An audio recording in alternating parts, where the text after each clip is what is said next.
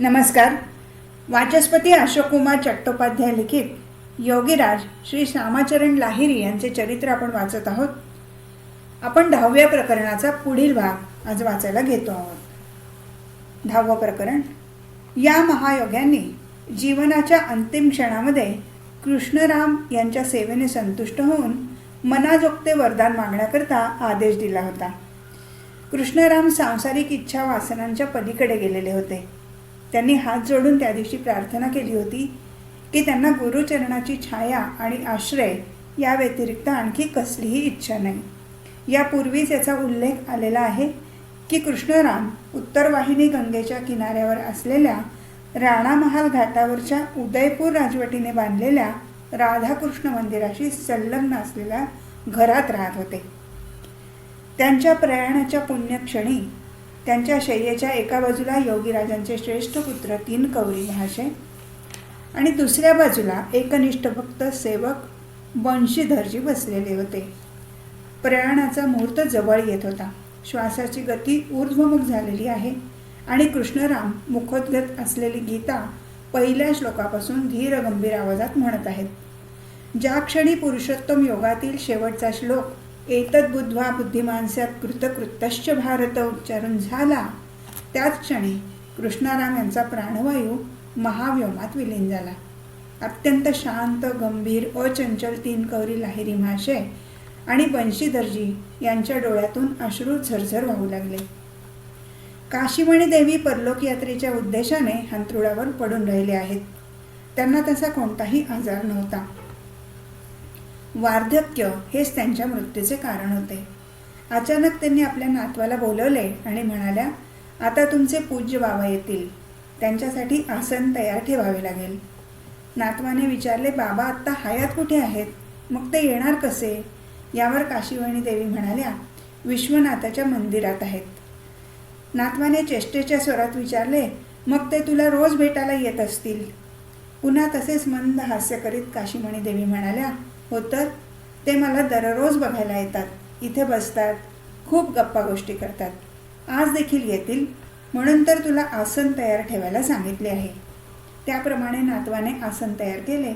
त्यानंतर बरेच दिवसानंतर काशीमणी देवींनी पूर्णपणे शुद्धीवर असताना परलोक यात्रेसाठी प्रस्थान केले.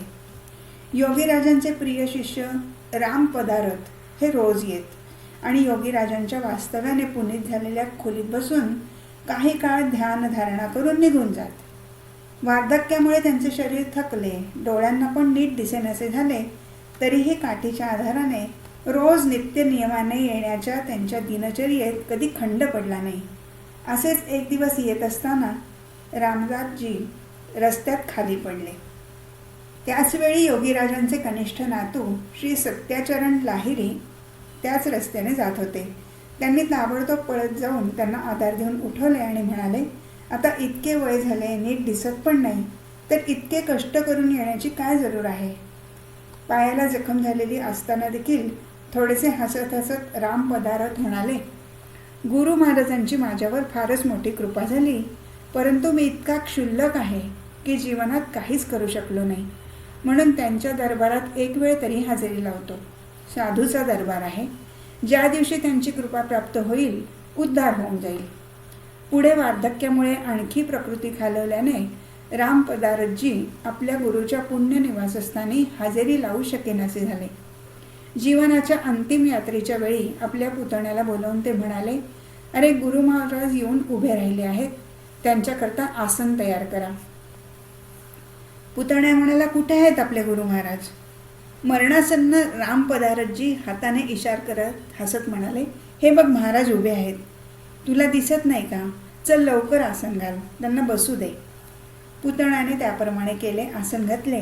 थोड्याच वेळात प्राणापेक्षा जास्त प्रिय गुरुचे स्मरण करता करता राम पदारथजींची जीवनज्योत मालवली.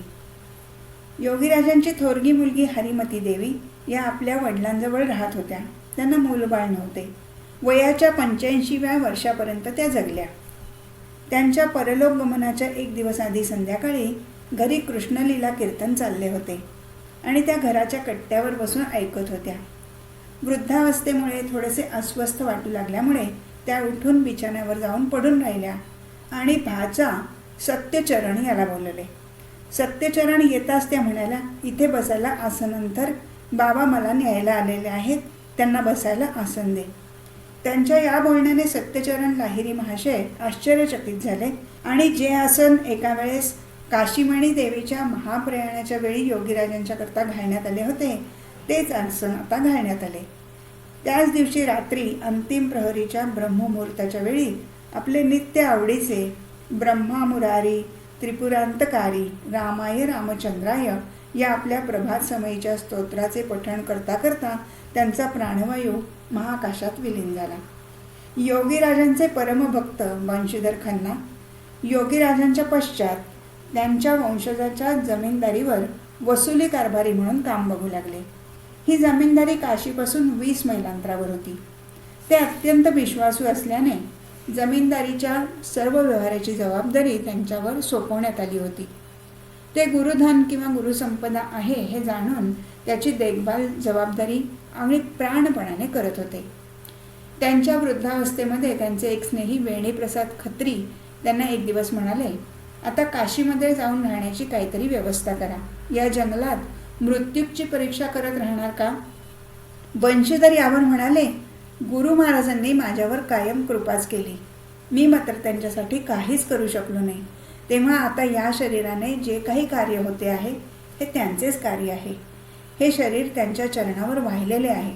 आता त्यांच्या इच्छेवरच सर्व काही अवलंबून आहे. आता तेच ठरवणार मी जंगलात राहायचे का त्यांच्या चरणाजवळ. मला त्याची चिंता करण्याचे कारण नाही. एक दिवस योगीराजाचे नातू सत्यचरण लाहिरी महाराज जमीनदाराची पाहणी करण्याकरता आले असता त्यांना म्हणाले, आता आपण वृद्ध झाला आहात. आता तुमची सेवा होणे जरूर आहे. तेव्हा आता तुम्ही मुलाकडे जाऊन राहा. तुमच्या खर्चासाठी काही रक्कम दरमहा पाठवली जाईल. यावर बंशीधर म्हणाले, असे म्हणू नका. या हातात जोपर्यंत ताकद असेल तोपर्यंत आपले अन्न खाईन. जेव्हा हातात लेखणी धरण्याचे सामर्थ्य राहणार नाही तेव्हा गुरुचरणी स्थान मिळावे एवढीच इच्छा आहे. मी आपला भार दुसऱ्यावर किंवा मुलावर टाकू इच्छित नाही. मी मेल्यावर माझे शरीर काशीला घेऊन जाऊ नका. त्यासाठी गुरुजींचे धन खर्च होऊ नये. मृतदेह जंगलात फेकून द्या. निदान जनावरांच्या उपयोगी पडेल. जमीनदारीचे काम करत असताना काही दिवसानंतर एक दिवस ते अचानक आजारी पडले. त्यांच्यावर योग्य आणि चांगला उपचार करता यावा म्हणून त्यांना काशीला आणण्यात आले. त्या दिवशी कार्तिक महिन्यातली शुक्ल पक्षातील चतुर्दशी होती. दुसऱ्या दिवशी कोजागिरी पौर्णिमेच्या दिवशी दुपारी योगीराज ज्या खोलीत राहत त्याच्या समोरच्या वरंड्यात पडून राहून बंशीधर अंतिम यात्रेची परीक्षा करत होते. योगीराजांचे नातू सत्यचरण लाहिरी महाराज आणि योगीराजांचे दुसरे एक शिष्य भूपेंद्रनाथ सान्याल आणि इतर अनेक भक्त उपस्थित होते. सान्याल महाशय त्यांच्या डोक्याजवळ बसून सुमधुर स्वरात गीतेचा श्लोक म्हणत होते. स्वतःच्या प्राणापेक्षा जास्त प्रिय गुरुजींचे स्मरण करता करता बंशीधरजींनी चिरसमाधी प्राप्त केली. 38 वर्षाच्या प्रदीर्घ अविश्रांत गुरुसेवेत तल्लीन असलेल्या एका उन्नत क्रियावानाचे जीवन गुरुचरणामध्ये विलीन झाले. गुरुचरणाचा एकदा आश्रय घेतला तर रोजच्या संसारामध्ये पण त्याचा कसा फायदा होतो हे आपण राममोहन डे आणि त्याची बहीण मनमोहिनी यांच्या जीवनावरून पूर्वी पाहिलेले आहे. याचा इतरत्र पूर्वी उल्लेख आलेला आहे. मनमोहिनीची गुरुचरणावर किती अगाध श्रद्धा आणि निष्ठा होती हे तिच्या अंतिम क्षणावर नजर टाकल्यावर प्रकर्षाने जाणवते. मनमोहिनीच्या उशाजवळ तिच्या आराध्य गुरुदेवाचे चित्र ठेवलेले होते. मृत्यू येण्याच्या आधी एक दिवस तिने आपल्या मुलाला बोलावून त्याला गुरुदेवाचे चित्र आपल्या नजरेसमोर ठेवायला सांगितले. दुसऱ्या दिवशी त्यांनी सकाळीच गुरुदेवाचे कनिष्ठ नातू सत्यचरण लाहिरी महाराज यांना बोलावून घेतले आणि येताना गुरुदेवांच्या पादुका धुवून त्याचे चरणामृत आणण्याची विनंती केली. चरणामृत आल्यावर त्यांनी गुरुपौत्र म्हणजे नातू आणि अन्य भक्तजनांच्या हातून चरणामृताचे प्राशन केले आणि त्यानंतर आपल्या आराध्य दैवताचे चित्र छातीवर घेऊन गुरुचरणांना हात जोडून पापण्यांची उघडझाप न करता एकटक पाहत राहिल्या आणि काही क्षणानंतर एक गुरुपाश्रित प्राण गुरुचरणामध्ये कायमचा विलीन झाला. योगीराज एका अमृतमय ज्योतिर्लोकाच्या यात्रेकरता निघून गेले, परंतु त्यांनी ज्या आदर्शाची स्थापना केली आणि जो मुक्तिमार्ग शोधून सर्वांसाठी मोकळा केला त्याचा गृहस्थाश्रमी लोकांना कधीच विसर पडणार नाही.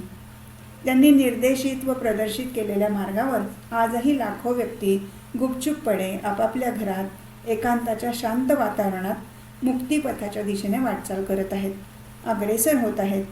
आजही बंगाल, बिहार, ओरिसा, उत्तर प्रदेश, पंजाब तसेच संपूर्ण पौर्वात्य आणि पश्चिमात्य देशात त्यांचे अनेक भक्तगण आहेत. त्यामध्ये अनेक जण सुपरिचित, सुविख्यात योगी मनीषी आहेत. योगीराजांच्या जीवनातील अनेक घटनांप्रमाणेच त्यांच्या साधनाकालीन जीवनाबद्दल पण सामान्य जनांना कसलीच माहिती नाही. कारण की त्यांच्या साधना मार्गातील बहुतेक प्रक्रिया किंवा पद्धती या लोकांच्या दृष्टीआड एकांतात क्रियान्वित झालेल्या आहेत. साधारण मनुष्याची साधना ही केवळ स्वतःच्या मुक्तीपुरतीच मर्यादित असते. परंतु योगीराजांच्या सारख्या महान योगी पुरुषांची साधना व्यष्टी समष्टी या दोन्हींच्या मुक्तीसाठी तसेच एका सार्वभौम आदर्शाची स्थापना करण्यासाठी केलेली असते. दोन्हीही साधनाच आहेत, परंतु त्यांचे उद्देश वेगवेगळे आहेत. ते अनेक प्रकारच्या साधना अनुसरून त्या एकाकडे गेले नाहीत, उलट त्या एकत्वात प्रतिष्ठित होऊन अनेक साधना पद्धतीमधील एकता जाणली. अर्थात त्यांनी स्वतंत्रपणे कोणत्याही देवदेवतेची साधना न करता त्या मूळ आत्मतत्वात प्रतिष्ठित राहून त्यांनी जी साधना केली त्या योगे त्यांना आपोआप सर्व देवी देवतांचे दर्शन प्राप्त झाले होते. परंतु त्यांचे इष्ट आत्ममय सर्व भावमय हेच होते.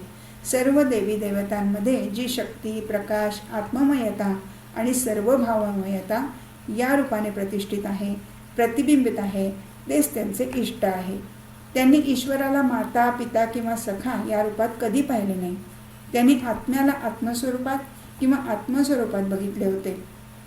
ते म्हणत असत, दिवस असल्यामुळे रात्रीचे असणे अनिवार्य आहे, तसे सुखाबरोबर दुःख असणार, त्याचप्रमाणे इष्टाबरोबर अनिष्ट पण असणार. प्राणाची सेवा करा, प्राणाची सेवा केल्यावरच इष्टाची प्राप्ती होईल आणि जर सेवा केली नाही तर अनिष्टच होईल. प्राणकर्म हीच प्राणाची सेवा आहे. प्राणाची चंचलता हेच अनिष्ट आणि स्थिरता हेच इष्ट आहे. आत्मदर्शन हाच जीवनाचा मूळ उद्देश आहे. मनुष्य जीवनात जर आत्मदर्शनाची प्राप्ती झाली नाही तर मग मानवी जीवन व्यर्थ आहे. हेच त्यांच्या जीवनदर्शनाचे मूळ तत्व होते. ते म्हणत असत की संसारातील ऐहिक सुखोपभोग हा काही मनुष्य जीवनाचा उद्देश नाही. त्यांचा असा दृढ आणि स्पष्ट विचार होता की जर आत्मदर्शनाची उपलब्धी नसेल तर अनेक शास्त्रे, ज्ञानविज्ञान इत्यादीत पांडित्य प्राप्त करून त्याचा प्रचार प्रसार करून काही फायदा होणार नाही, अथवा धर्मप्रचार करण्याच्या उद्देशाने भाषण, प्रवचन आदी करून पण काहीही लाभ होणार नाही, कारण आत्मदर्शन नसल्यास हे सर्व व्यर्थ आहे. ते म्हणत असत की जगतावर उपकार किंवा कल्याण करण्यासाठी इतकी व्यस्तता कशासाठी? जगतावर स्थायी उपकार किती करू शकता?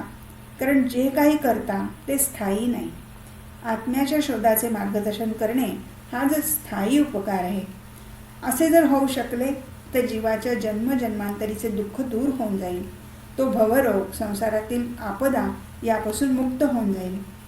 जर जन्मच नाही तर मग दुःख कुठे आहे? म्हणूनच त्यांनी कर्मामध्ये जास्त गुंतून राहण्याचा वा कर्मशक्ती वापरण्याचा निषेध केलेला आहे. त्यांचे असे म्हणणे होते की मनाला नेहमी आत्मध्यानामध्ये तन्मय ठेवल्याने आत्म्याची प्राप्ती होते. तेच मन सारखे परोपकार किंवा स्वार्थासाठी उपाययोजना आखण्यात गुंतलेले असेल तर मग ते नक्कीच समजा की मनाचा दुरुपयोग केला जात आहे आणि चंचलतेची वृद्धी होत आहे. जे परोपकार करतात ते निश्चितच चांगले लोक आहेत, पण त्यामुळे आत्मोपलब्धी होत नाही. या सर्व गोष्टी साधनेची बाह्य अंगे आहेत. आत्मप्राप्ती किंवा आत्मोपलब्धी हेच जर जीवनाचे मुख्य लक्ष ठरवायचे असेल तर निरंतर प्राणाची सेवा करा, त्याची उपासना करा, अर्थात प्राणकर्म करा आणि आत्मध्यानात तन्मयतेने प्रतिष्ठित राहा. प्राणकर्म करण्यात शिथिलता किंवा प्रयत्नांचा अभाव असल्यास त्या मौल्यवान महारत्नांची प्राप्ती होणार नाही. त्यासाठी विवेक, वैराग्य आणि दृढता पाहिजे.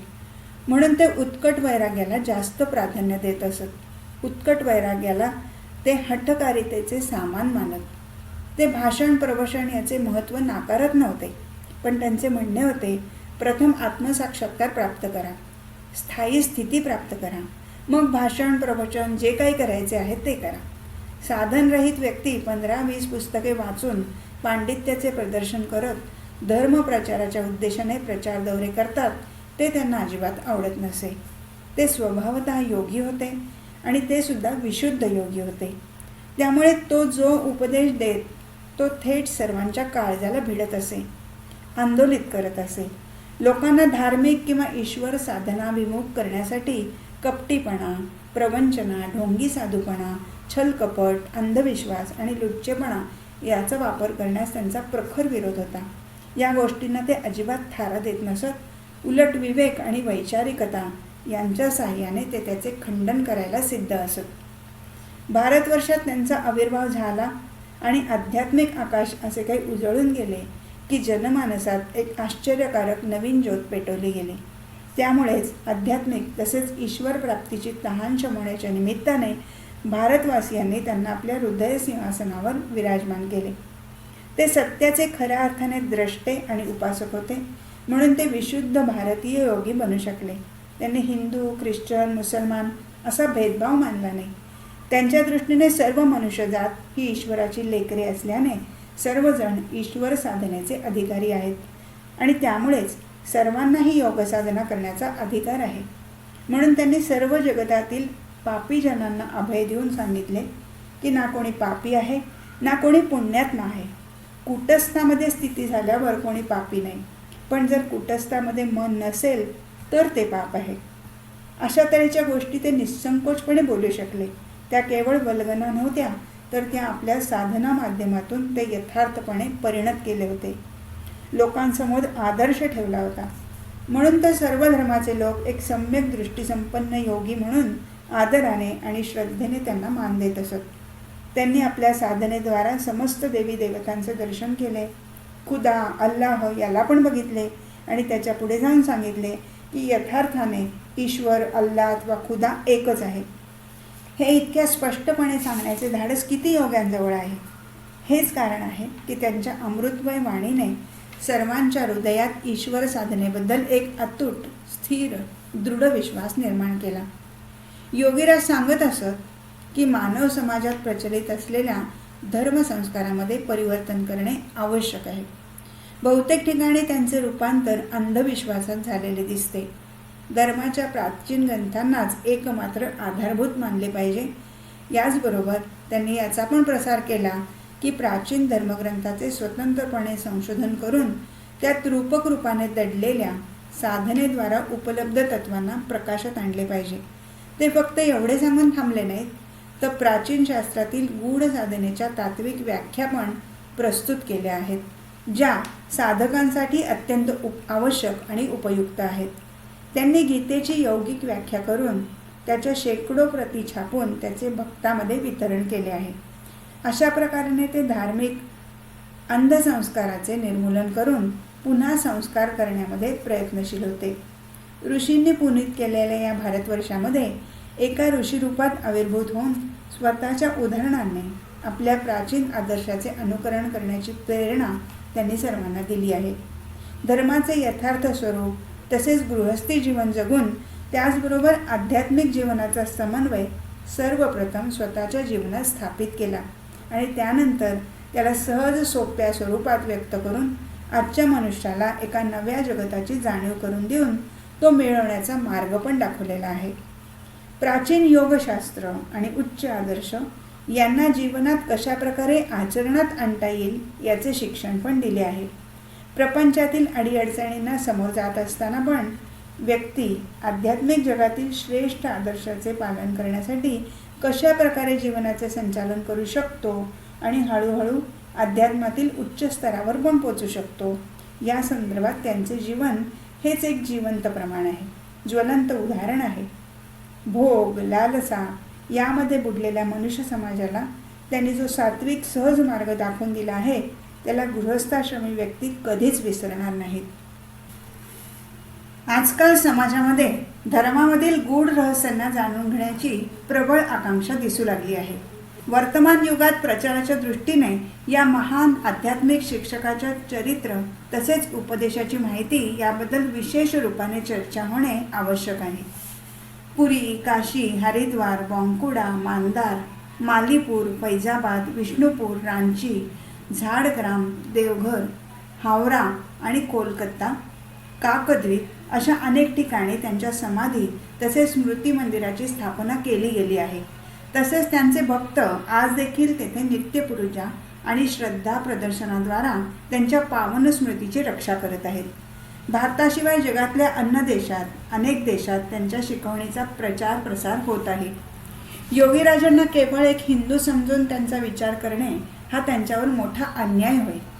त्यांच्या व्यक्तिमत्वात कोठेही असं संकुचितपणाचा आभास देखील नव्हता. ते मानवता किंवा मानव धर्माचे मूर्त प्रतीक होते. ते म्हणत असत, या योग साधनेला संपन्न करण्यासाठी एक मनुष्यजन्म आणि सदिच्छा यांची आवश्यकता आहे. ज्यांच्यामध्ये ही सदिच्छा आहे ते विनासायास ही साधना करू शकतात. मग तो मनुष्य कोणत्याही जाती धर्माचा असला तरी त्याच्या आतमध्ये जो शाश्वत आत्मा विराजमान आहे तो एकच आहे. त्यांनी वेद, उपनिषद आणि गीतेमधील त्याच वाणीची पुनर्घोषणा करून विभिन्न धर्माच्या संगमाचा मार्ग प्रशस्त केला आहे. म्हणूनच असे बघण्यात येते की हिंदू, मुसलमान, ख्रिश्चन इत्यादी सर्व धर्माच्या आणि वर्णाच्या लोकांनी त्यांना आपला आश्रय बनवले होते.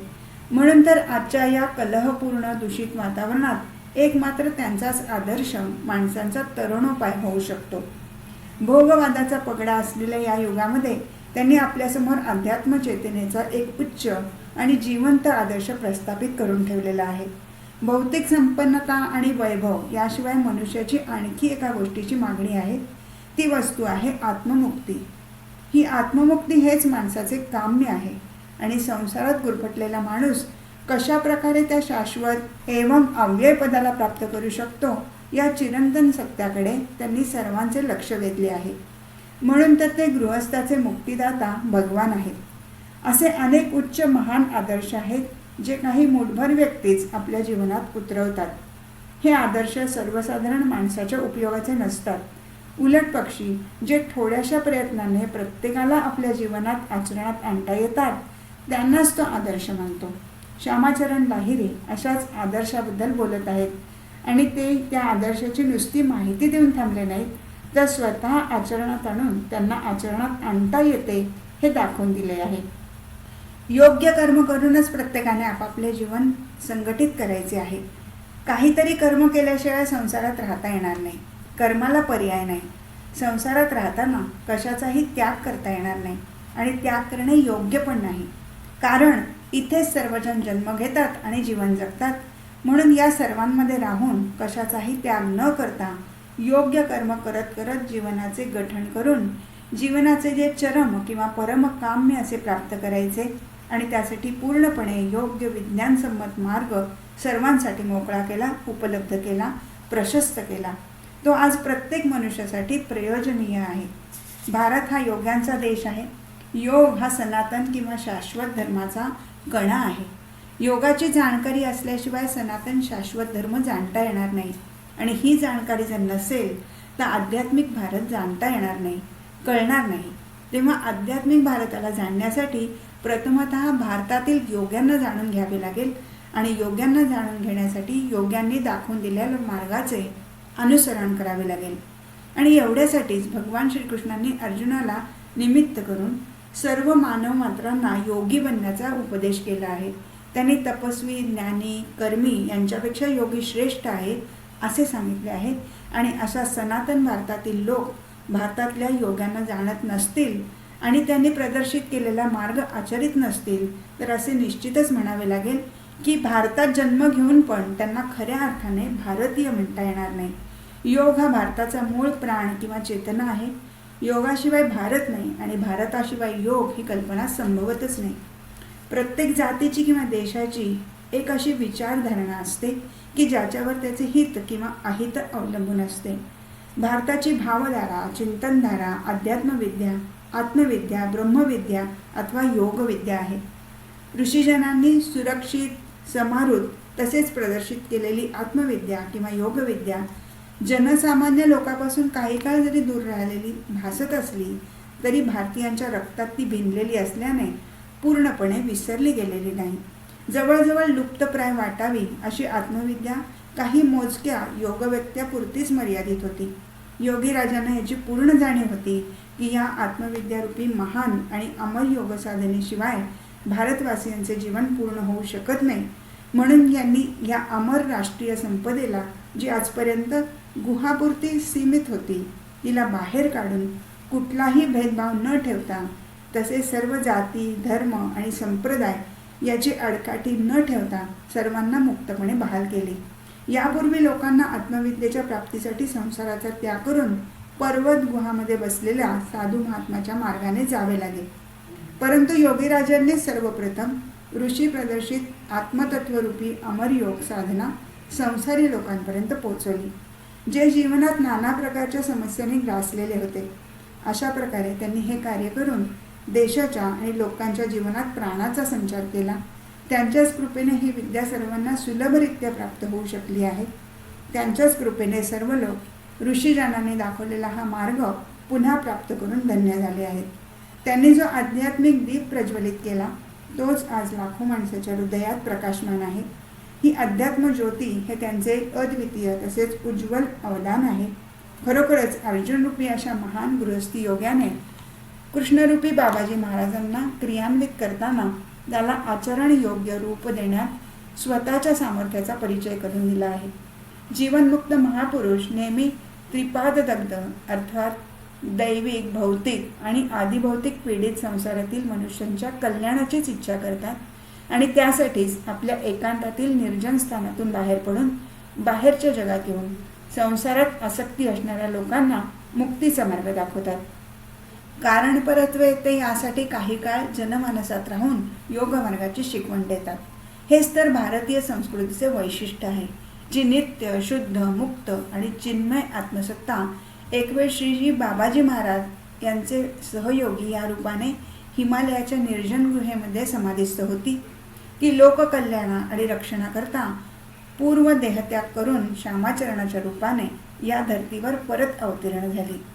नवीन प्रयास आणि उपायांनी संसारातील बंधनांनी जखडलेल्या जीवाच्या जीवनमुक्तीचा निश्चित मार्ग दाखवण्यासाठी कालचक्राच्या आवर्तनानुसार तसेच योगोक्त योग्य मार्गावर त्यांचे श्री श्री बाबाजी महाराज यांच्याबरोबर पुनर्मिलन होते आणि त्यांच्या जन्मजन्मांतरीच्या आध्यात्मिक संचिताचे पुन्हा जागरण होते. त्यासाठी सर्वसामान्य माणसामध्ये सर्वसामान्य माणूस म्हणून जगत राहून भ्रांत मानवाला पुन्हा एकदा अमृत तत्व प्राप्तीचा सहज सुलभ मार्ग प्रशस्त करून देतात. जेव्हा जेव्हा धर्माच्या ग्लानीची स्थिती दिसून येते, तेव्हा तेव्हा या सर्व महात्म्यांचा आविर्भाव होतो आणि हे सर्व संकटांना दूर करतात.